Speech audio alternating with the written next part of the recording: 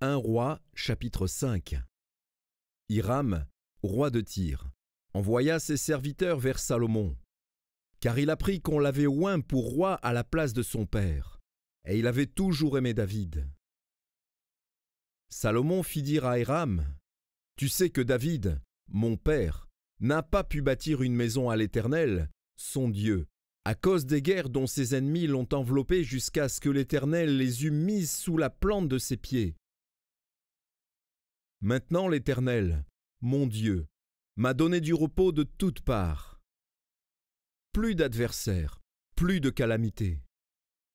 Voici, j'ai l'intention de bâtir une maison au nom de l'Éternel, mon Dieu, comme l'Éternel l'a déclaré à David, mon père, en disant, « Ton fils que je mettrai à ta place sur ton trône, ce sera lui qui bâtira une maison à mon nom.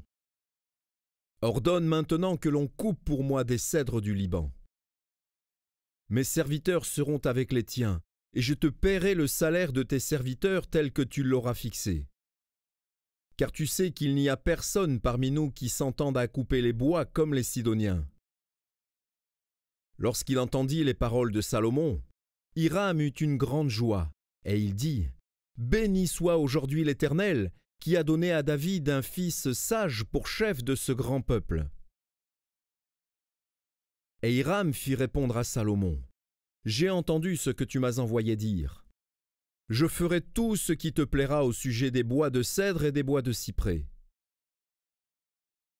Mes serviteurs les descendront du Liban à la mer, et je les expédierai par mer en radeau jusqu'au lieu que tu m'indiqueras.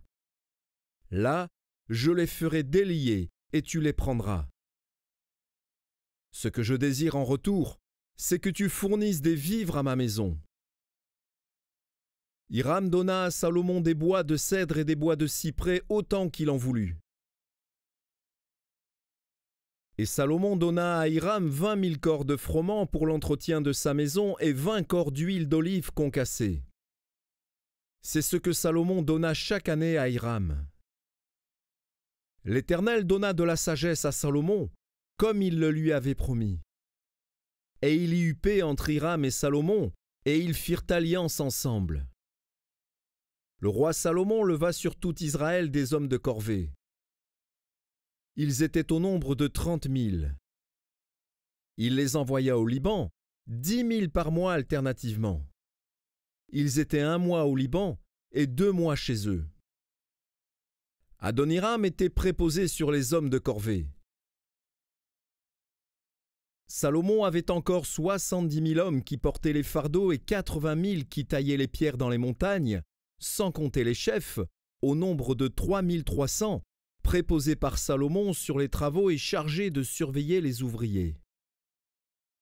Le roi ordonna d'extraire de grandes et magnifiques pierres de taille pour les fondements de la maison. Les ouvriers de Salomon, ceux de Hiram, et les Ghibliens les taillèrent, et ils préparèrent les bois et les pierres pour bâtir la maison.